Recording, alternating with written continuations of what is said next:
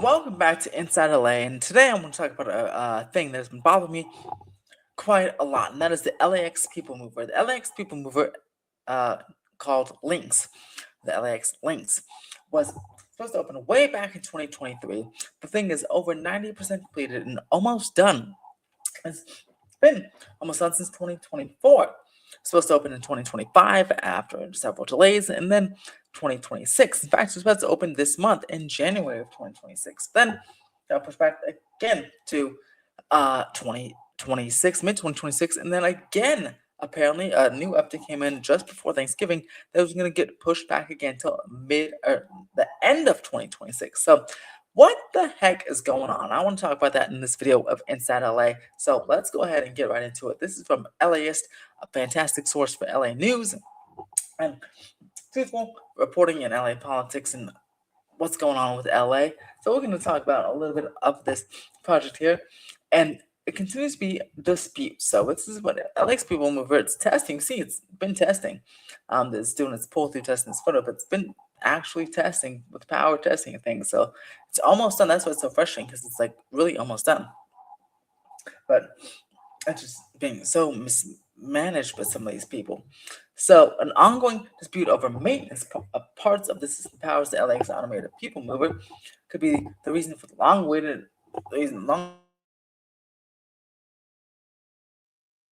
or even later, according to public documents reviewed by LAist. The current dispute adds to a long series of disagreements between the city and LAX, a group of companies contracted to design, build, and operate the train that have led to the ongoing saga of delays, hundreds of millions in costs, overruns, and diminishing public confidence that there'll ever be a rail-only connection to LAX. An LA County civil grand jury report released earlier this year claimed that Lynx has used the dispute resolution process and political pressures to force contract extensions and additional compensation throughout the design and construction process. In October, LAX reported about how the train's estimated completion date moved from early 2026, like I told you, to next summer. The dispute detailed in public documents offers a more specific reason for the delay, which was previously opaque. So in February, staff from city agencies directed Lynx to repair faulty equipment in a metering cabinet, according to a summary of dispute and findings by a third-party evaluator. While the type of equipment is specified, it's likely ways to measuring the power distributed throughout the system. Power was partially shut down during the period of repair work, which lasted until July 2025. That power shut-off delayed critical testing of the technology that allows for central control of the train systems, according to a third-party evaluator. The third-party evaluator's report said Lynx argued it was not required by contract to perform the repair work and is entitled to a schedule extension and compensation. The third-party evaluator, whose recommendations are not legally binding, agreed with Lynx's position. LA World Airports, the agency that managed LAX and Van Nuys Airport, did not participate in an August hearing regarding the dispute, the third-party evaluator's findings said. The agency rejected the third-party evaluation conclusions, according to a November report from a management consulting firm retained by project lenders to monitor the project. So, all right, so what happens next? According to the project contract, if a dispute remains unresolved after inquiring with the third-party evaluator, the next step is for Lynx to file a claim under the section of state law that governs against public entities. Section of the California Tort Claims Act on the Sacramento County Public Law Library website notes that the claim is required precursor to any civil action.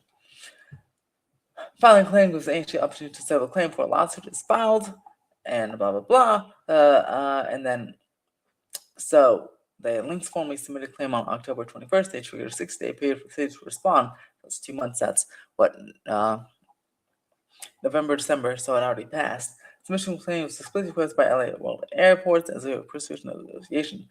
Status of the people mover, the statement that LA World Airports is not an usual see contractual dispute on large capital projects, and this train is still on schedule to open to the public next summer. I hope so. Again, just around the time this article was published, it was reported that it wouldn't open until the end of next year.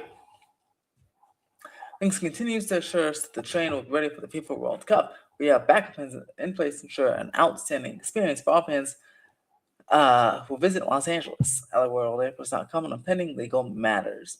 Construction on the project is nearly complete. And again, this is what I'm talking about. It's been at 90-something% for years now. And again, most of the rest of the work is just focused on current testing and ensuring all parts of the system work together.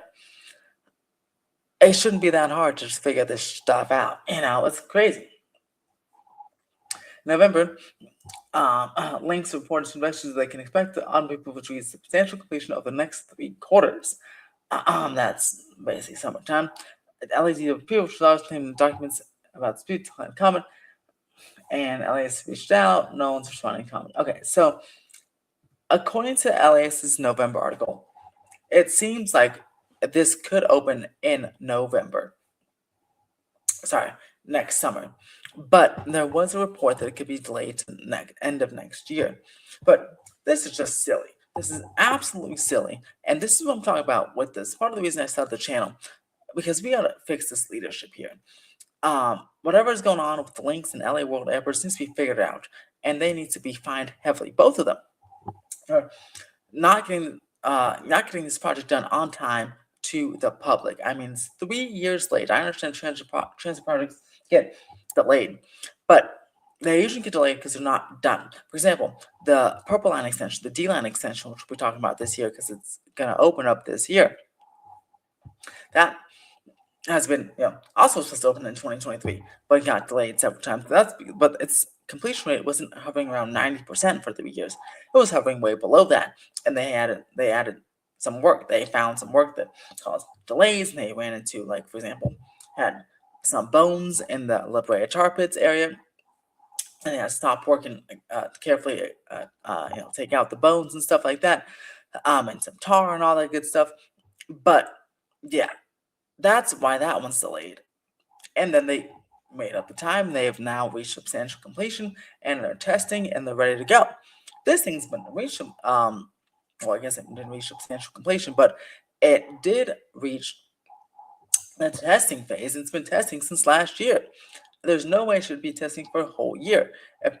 Now it makes sense why they can't open it, because I guess they need parts for it to the power system to run, but get the parts. This is where I think Governor Newsom should come in and really punish them. Like, listen, resolve this right now. This thing needs to be open.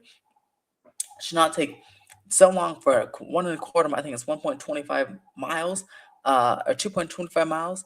So 2.25 miles system to open. It should not take that long. This is absolutely ridiculous. It's be super beneficial when it does open. The LAX Metro Transit Center is open, and we went there over the summer, and it was fantastic. Um, super, super cool.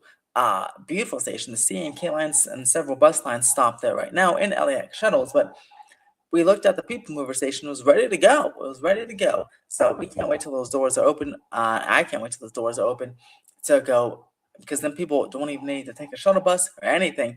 They won't even need to go into the horseshoe. They can just go right from the terminal across the sky bridge to the people mover, to the rental car spot, or to the LAX Metro Transit Center. Take the C and K lines to the rest of the metro system, and go ahead and and do their thing there. And hopefully, when that opens, Metro will take the flyaway, and the flyaway or LA will take the flyaway and have it stop at the Metro station to clear that traffic out from the horseshoe.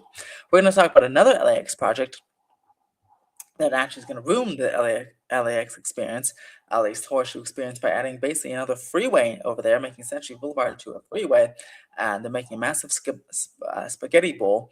And that project, again, it's like one step forward, 2 steps back. This is 1 step forward, making the people mover, 2 steps back with this delay of the people mover, and another 2 steps back with this new project, this new road project they're doing to clear space for future Terminal 1, which I believe, which is good. I'm glad they're getting new terminals, but I do not think they need to create another freeway in order to do it. But we'll talk about that in a future video. But what do you guys think about the LAX people mover and the delays? I mean, can you believe this is just ridiculous? What do you think can be done? Do you think this will be open in summer? Again, like the article said, the dwindling public confidence. I don't think it can be open by summer 20. I hope it can be open by summer 2026, but it's supposed to be open by January 2026, like this month. That was supposed to be open last year. So I hope they can figure it out. I hope they can get it open by the World Cup. It's not be just straight up embarrassing if they couldn't. What do you guys think? Let me know in the comments below. And let me know in the comments also what other topics you'd like me to discuss. We'll be talking about LA and stormwater collection measure W on Thursday, so make sure to subscribe for that because we had a lot of rain, the fifth wettest rainy year ever so far. And guess what? Do you think all that water just run over to the ocean? It's not. We're actually collecting quite a bit of it, not just the city, but the state. So we'll be talking about that on Thursday. So make sure to like and subscribe. And hey, thank you for watching Inside LA.